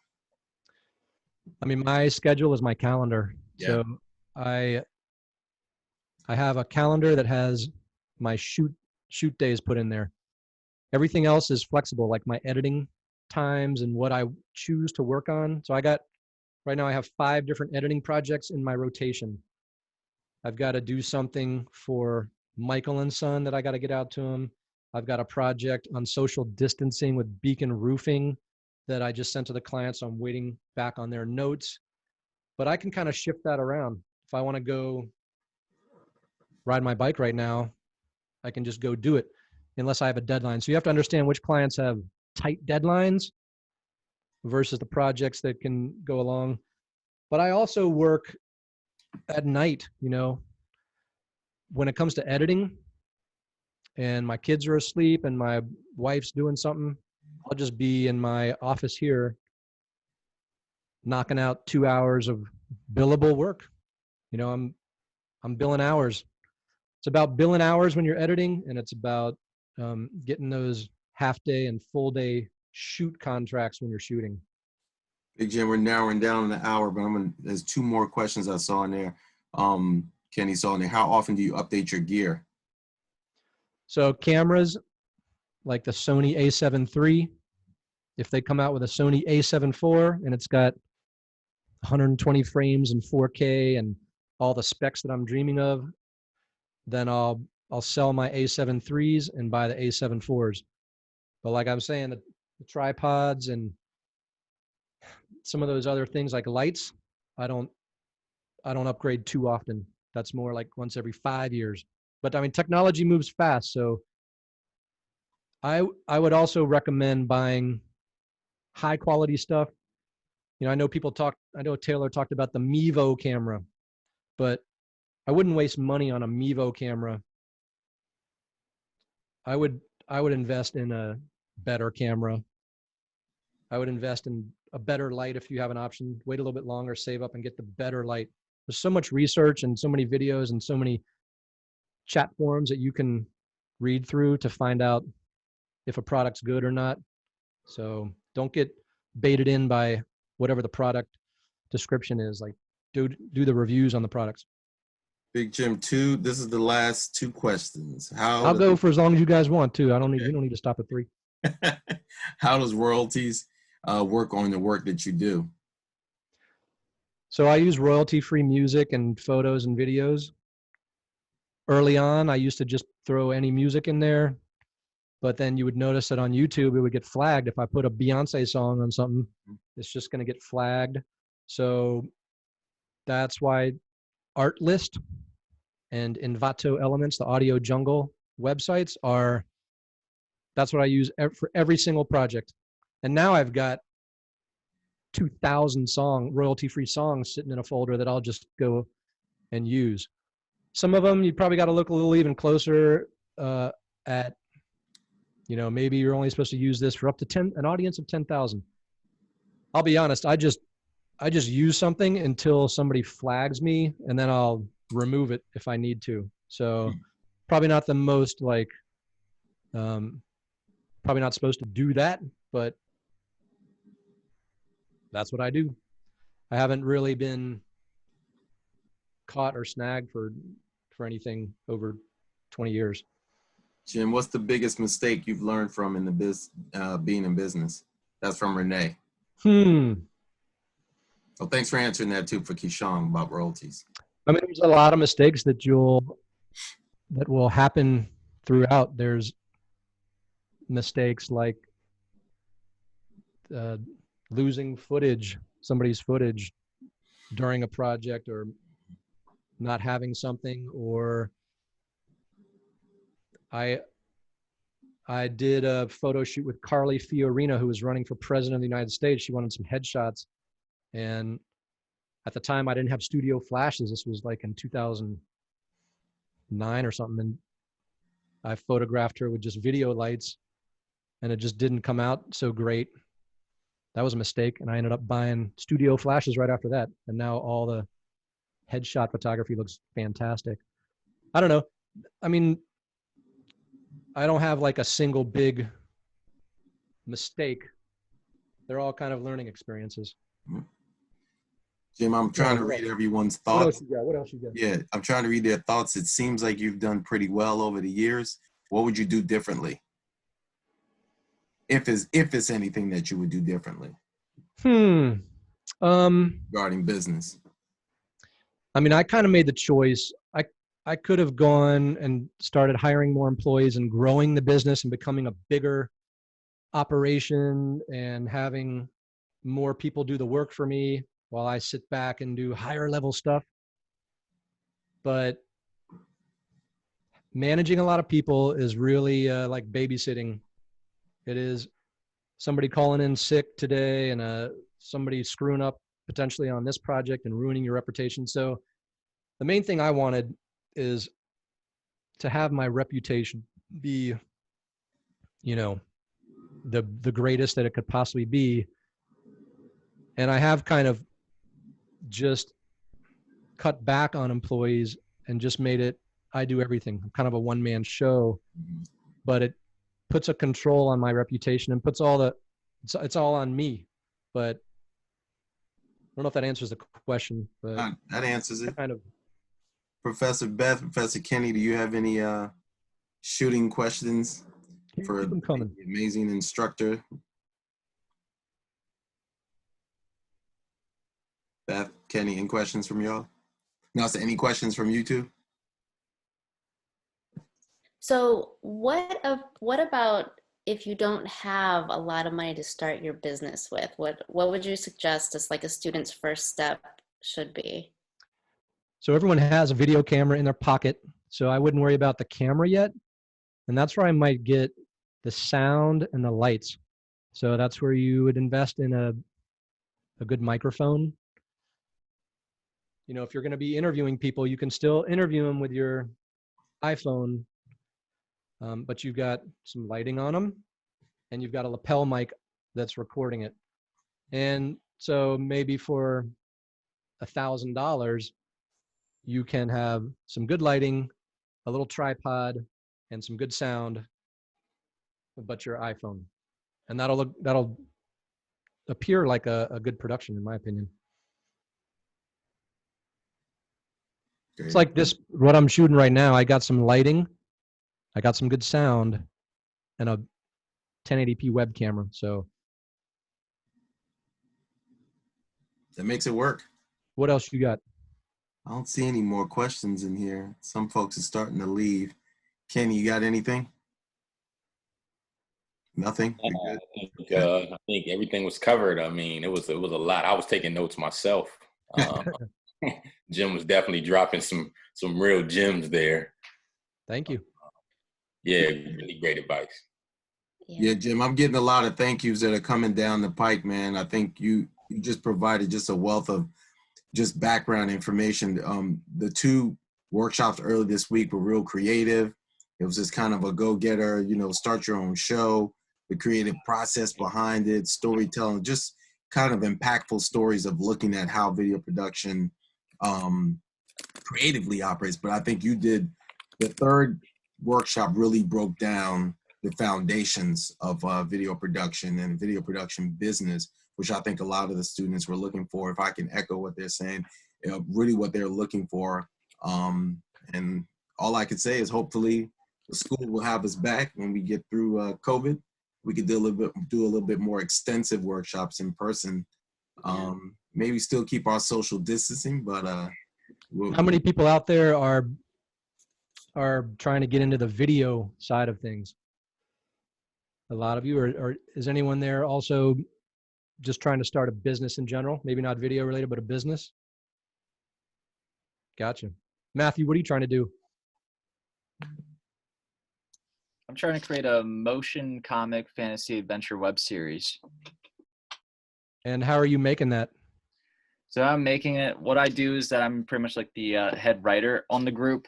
And then I have friends who are illustrators. And then there's another friend of mine who's actually a musician. He composes his own music with all the tech he has at his house. We're trying to combine all those skills together to create these episodes in tangible format that people can see and view, ideally on our own website. And then how do you plan to make money? By selling our own merchandise. I think with the many concepts that we have present on there, we can definitely convert that over into some sort of merchandise we could distribute out to people. Gotcha. Yeah, it's all about, I mean, for me, I kind of gravitated towards video marketing, and video marketing is, you know, I work with film students and students like that are trying to make movies and stuff. And I just kind of let them know that video marketing, the projects are really short, they're fast turnaround, but the money comes in, you know, every week. Sometimes when you're making a longer term project like yours, Matthew, or you're making a movie that you're putting your blood, sweat, and tears into, while it's good as a creative payoff, it's not always great as a financial payoff. So if you're going to start a video business, think about doing lots of little small projects that get paid lots of little small money, but that adds up to, over the year, nice dough. Yeah, so like while working on the main goal, have other side goals that also aid in helping me and my friends grow as creators as well. Yeah, I mean, if you're doing some sci-fi fantasy, you might be able to make someone's intro to their business conference. Maybe they've got a big conference in front of 10,000 people, but they want some cool sci-fi introduction, and they turn to you for that. So it's got to think of all different ways to to do it. You're pretty much expanding the reach. That's right.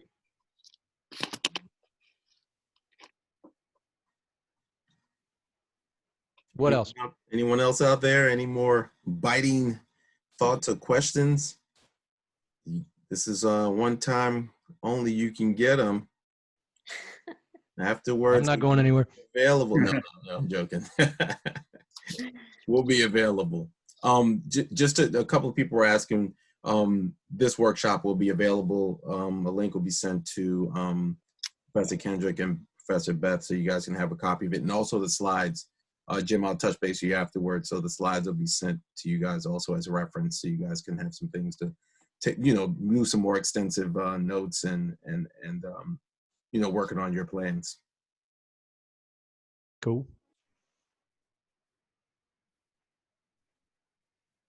Nicholas said, how would you go about setting your price point starting off? It's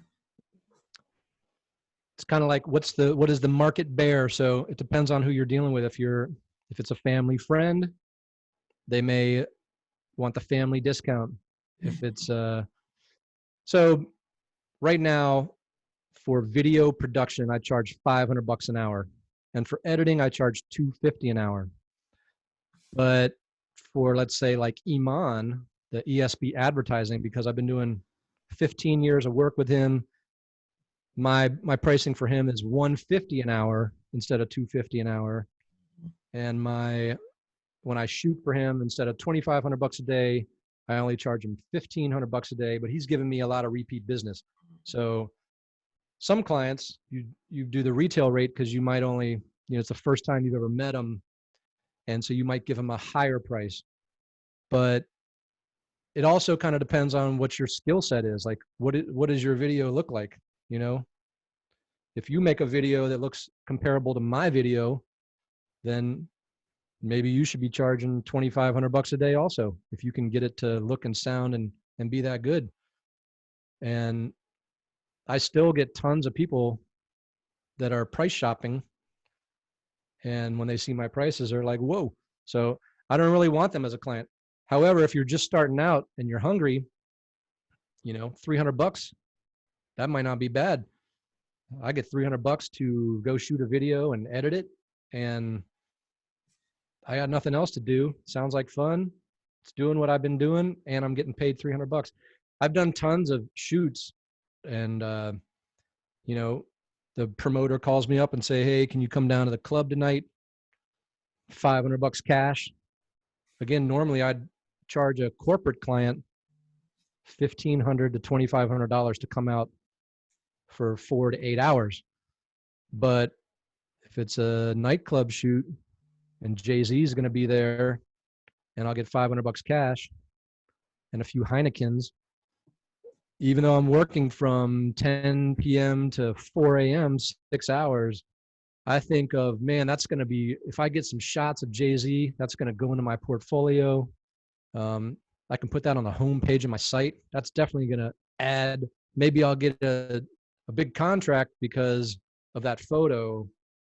So, and plus I'm getting cash, and cash is $500 cash is really like $750 as a check. So I like to have cash on hand too. So anyway, you'll work through your pricing once you start getting rejected, or you'll also realize that maybe you underbid and people are taking advantage of you, and so you start raising your prices. It's got to start. I wasn't charging $2,500 a day in 1991 when I first got my camera, so it built up to that. And also, I've had $2,500 a day as my day rate for 10 years now. I haven't raised it or lowered it, but I have added more editing hours onto projects. Because if you really track the amount of time that I'm editing, I might charge 8 hours of editing, $250 an hour or $2,000 a day to edit something. But I know a client's going to, if I really charge, send them a bill for 16 hours of actual work that I did and time that I invested on the project versus the 8 that I billed them, that they're going to be like, why'd you charge me $4,000? I was expecting $2,000. And if I was like, well, it actually took me realistically 16 hours to do it, 16 hours that I tracked, then I could lose that client. And so, numbers can be fiddled with and moved around, especially when you're moving hours on like a slider. So Yeah, you'll learn, just like you chime in what Jim said, you'll learn after a while how to be able to price and charge everyone, and just be selective, like he said, in judging it, and then go to your mentors, and or make a pros and cons list. Like, there's so many ways to go about it, because even as professionals, there's times that we'll work on a project, and then we'll charge them and go, damn it, maybe I could have charged them more, and then you have more work to do. So you also got to value your time. So it's not always about the money. It's just kind of weighing how much time you're going to spend on it, which is very, very important. yeah, I'm not too greedy. Mm-hmm. If you start getting greedy and nitpicky about your numbers, and like, I've had plenty of people not pay me. And I just let it go. It's the karma thing. Like, I just know that if I do good work and I charge a reasonable price, that it's going to come back, and it's all these avenues are going to keep coming back to me, and that will fill the coffers. I mean, my wife would love me to raise my prices up, and but it's worked out for me. And if you focus too much on the money side of it, remember, this is your passion. You're starting a business that is your passion. So I still look at it. I'm going out to do what I love to do, videotape or go photograph a football camp, and I'm getting paid thousands of dollars for this project. I still look at it as kind of like the dream job that It's true.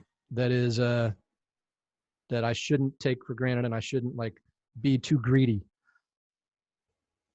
Very, very true. Words of wisdom from a wise man that has done pretty fairly well for himself Gray in hairs. production, but there's still more to come, right? Feedback would be wonderful from you students, and anything that you feel like sending Professor Kenny and Professor Beth, any questions, any advice, you want to reach out to us. Jim's contact information will be sent, the website where you can find us. I need some followers on my Instagram, gearshift TV.